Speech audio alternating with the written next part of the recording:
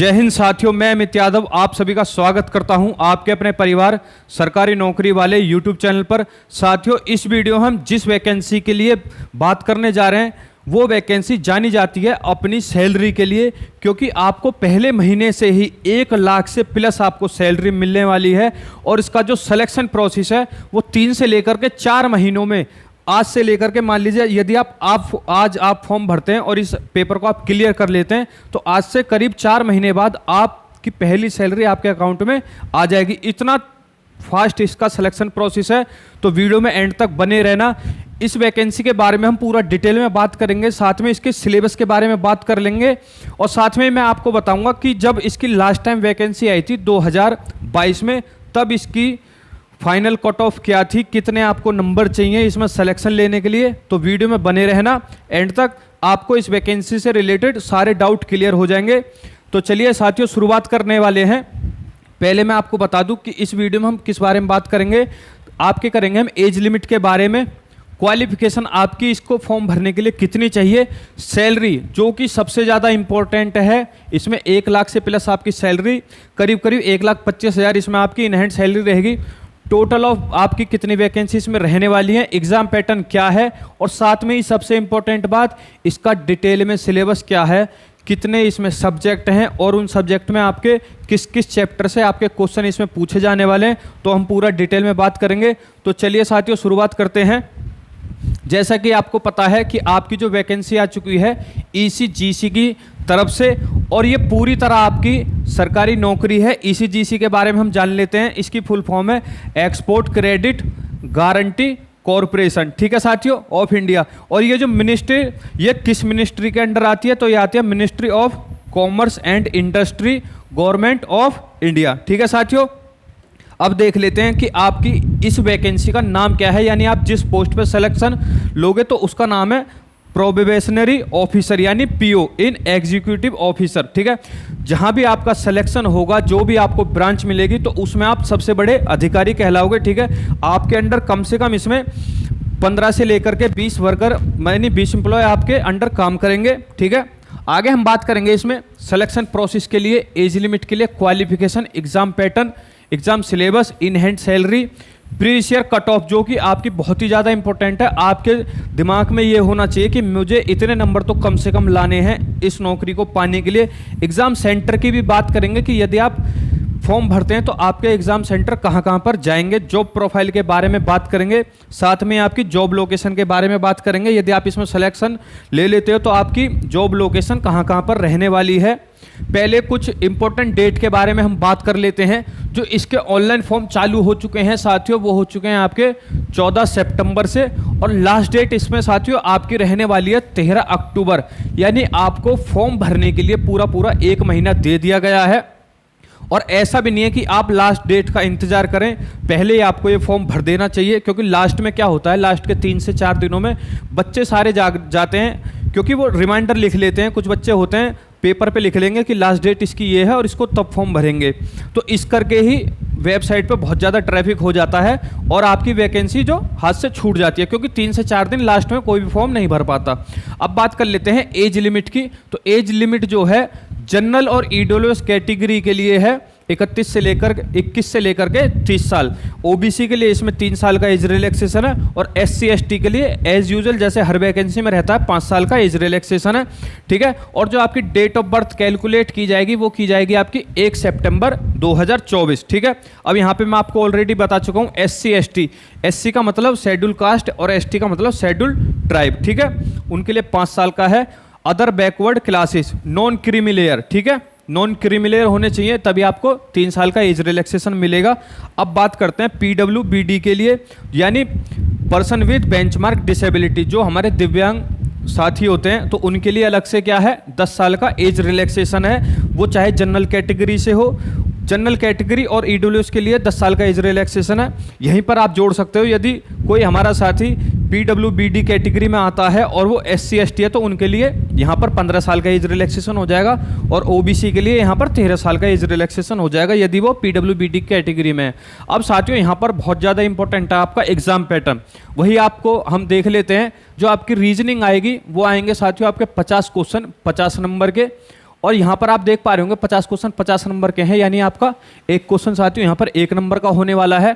Duration जो मिलेगा आपको रीजनिंग सॉल्व करने के लिए वो मिलेगा आपको 40 मिनट, यानी ये जो आपके 50 क्वेश्चन होंगे ये आपको 40 मिनट में सॉल्व करने होंगे। ऐसा नहीं है कि भाई यदि आपने 30 मिनट में कर लिया तो आपके पास कितने बचते हैं, 10 मिनट बचते हैं, तो 10 मिनट आप इंग्लिश में दे दें, ऐसा नहीं है। यदि आप इनको 10 मिनट में कर लें, 20 मिनट में कर लें, 30 मिनट में कर लें, आपको रीजनिंग के लिए 40 मिनट ही मिलेंगे, उसके बाद ही आपकी इंग्लिश खुलेगी। ठीक है, आपने रीजनिंग से शुरुआत किया, फिर जो आपका एग्जाम आया वो पहले रीजनिंग आई, तो आप दूसरा वाला क्या सब्जेक्ट सॉल्व कर ही नहीं सकते, आपको 40 मिनट उसी सब्जेक्ट में आपको देने पड़ेंगे। ऐसे इंग्लिश में आपका है 40 क्वेश्चन 40 नंबर के, इसमें आपको आधा घंटा पूरा सॉल्व करने के लिए मिलेगा।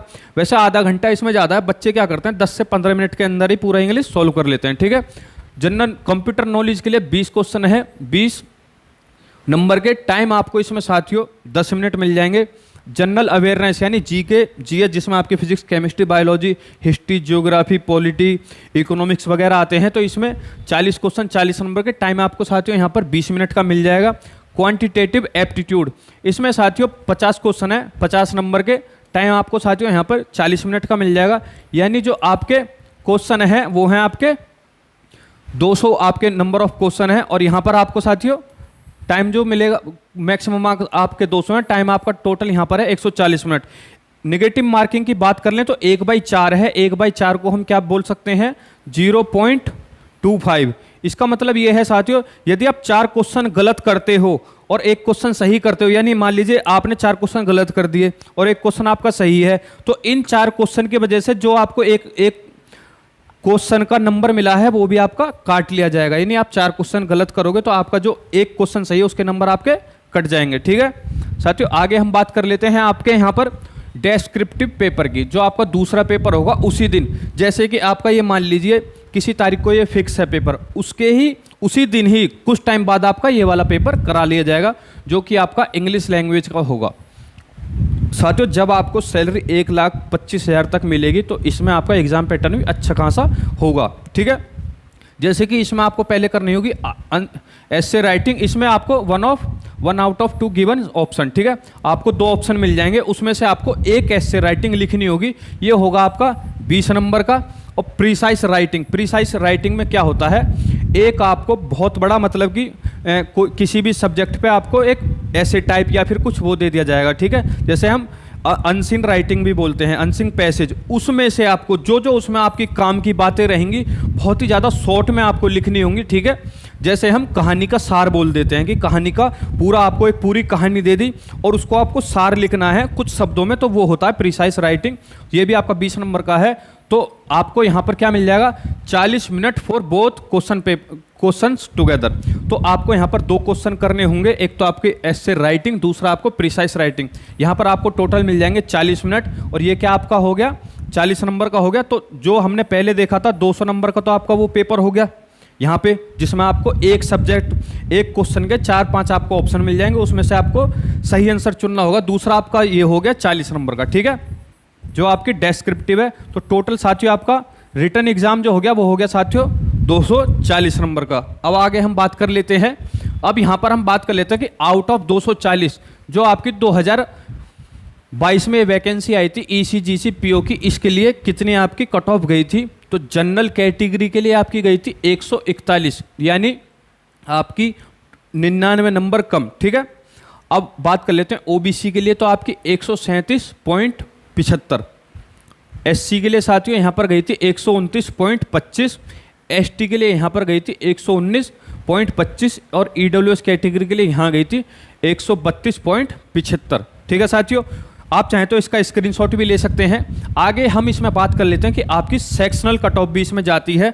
जैसे कि साथियों यहाँ पर हम मान लेते हैं कि आपका रीजनिंग में 50 क्वेश्चन 50 नंबर के थे, तो आपको इसमें सेक्शन वाइज भी कट ऑफ पास करनी होगी। यानी उन 50 क्वेश्चनों में आपको जनरल के लिए कम से कम 8.5 नंबर 8.25 नंबर तो चाहिए ही चाहिए। ठीक है, अब हम यहाँ पर बात कर लेते हैं कि आप इसमें से पूरे नंबर ले आए, लेकिन आप रीजनिंग में फंस गए। रीजनिंग में आए आपके 8 नंबर और इन सब में आपके पूरे में से पूरे नंबर हैं, तो साथियों तब भी आप यहाँ पर फेल माने जाओगे। आपको मिनिमम जो है सेक्शनल कट ऑफ तो यहाँ पर आपको पास करनी ही होगी, ठीक है।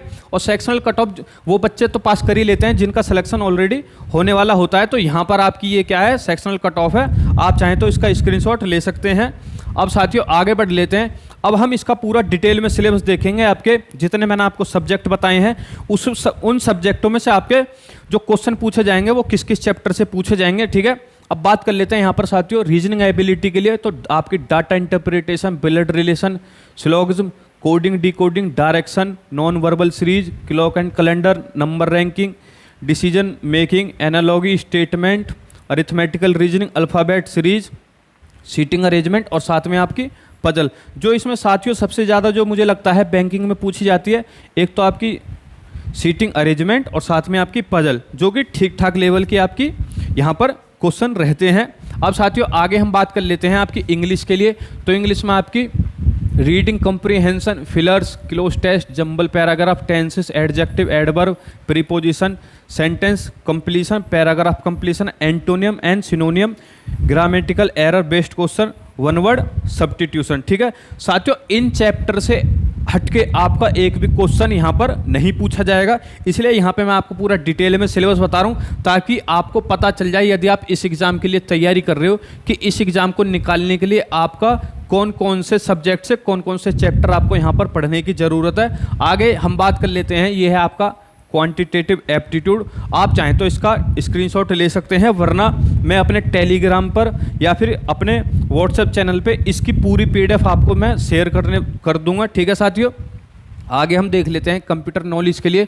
कंप्यूटर नॉलेज के लिए आपकी बेसिक अंडरस्टैंडिंग होनी चाहिए हार्डवेयर और सॉफ्टवेयर के लिए, window operating system, internet terms, MS office जिसमें आपके MS वर्ड, MS एक्सेल और पावर पॉइंट पूछा जाएगा, history of computer, networking and communication, data basics, basics of hacking, security tool and viruses, basic internet knowledge and protocol, memory and storage. साथियों यहाँ पे मैं आपको इसके लिए बता देता हूँ कि आपकी जो इसके लिए डेडिकेटेड बुक है वो है आपकी अरिहंत पब्लिकेशन की। अगर साथियों आपने ये पढ़ ली, अरिहंत पब्लिकेशन की ऑब्जेक्टिव की आती है, पहले उसमें आपकी थ्योरी रहेगी और उस थ्योरी के बाद आपके उसमें क्या होंगे, मल्टीपल चॉइस क्वेश्चन होंगे जो कि आपके बैंक, SSC, रेलवे में आज तक जितने भी कंप्यूटर से रिलेटेड आपके क्वेश्चन पूछे गए हैं। जैसे कि मान लीजिए आपका ये चैप्टर है यहाँ पर हिस्ट्री ऑफ कंप्यूटर्स, ये आपका पहला ही चैप्टर है।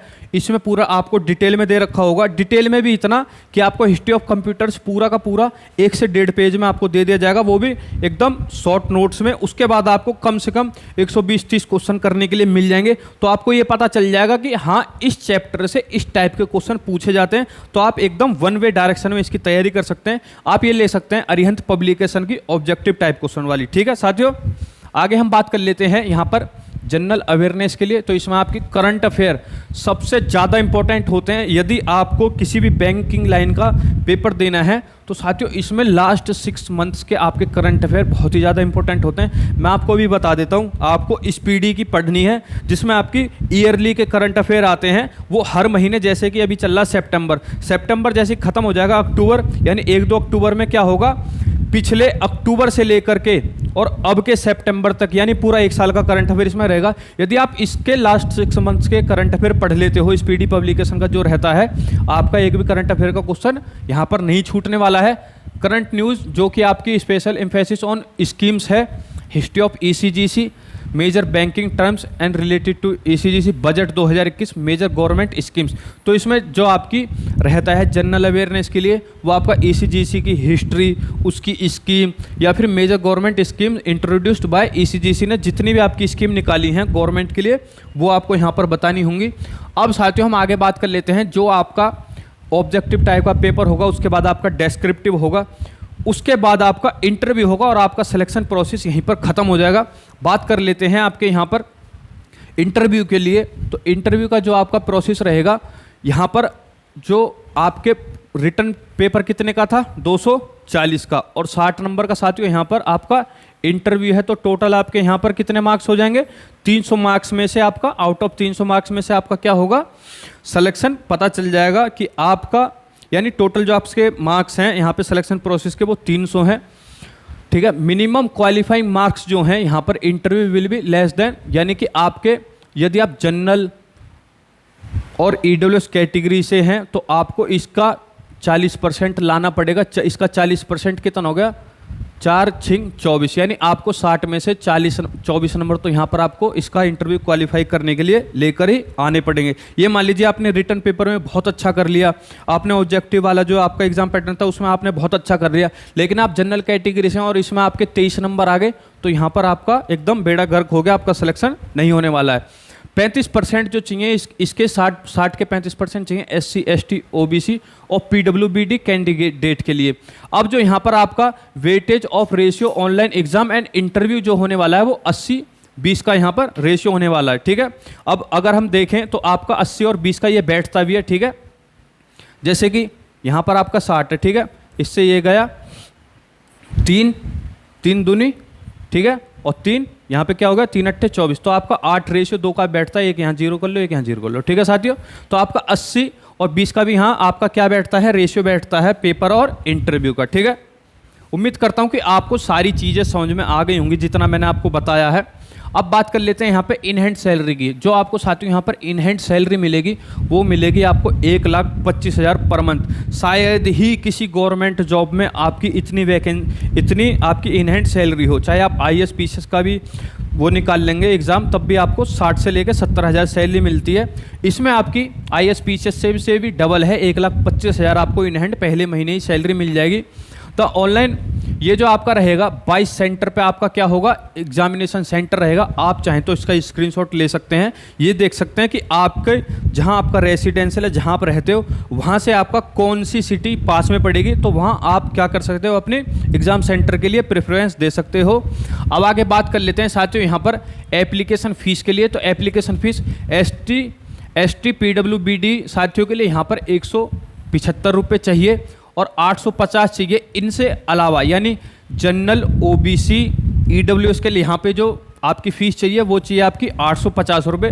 तो साथियों इस वैकेंसी में इतना ही था। यदि आपका अभी भी कोई डाउट रह गया है जो मैंने आपका क्लियर नहीं किया, यदि आपके मन में कुछ भी डाउट है इस वैकेंसी से रिलेटेड, तो आप मुझसे डायरेक्ट पूछ सकते हैं या फिर आप कमेंट कर सकते हैं, मैं उसका आपको पर्सनली रिप्लाई कर दूंगा। और साथियों यहाँ पर एक बात इंपॉर्टेंट होनी जरूरी है कि आपने पूरी वीडियो देखी हो, तभी इससे रिलेटेड आपका डाउट होगा। जो मैंने वीडियो में नहीं बताया वही मैं आपका यहाँ पर सॉल्व कर पाऊंगा, क्योंकि बहुत सारे बच्चे क्या कहते हैं, कमेंट करेंगे कि सर इसका एग्जाम पैटर्न क्या है, कितना टाइम मिलेगा। तो साथियों मैं ऑलरेडी सारी चीज़ें आपके लिए पूरी क्लियर कर चुका रहता हूं, ठीक है। तो आप वही पूछें जो मैंने वीडियो में नहीं बताया है।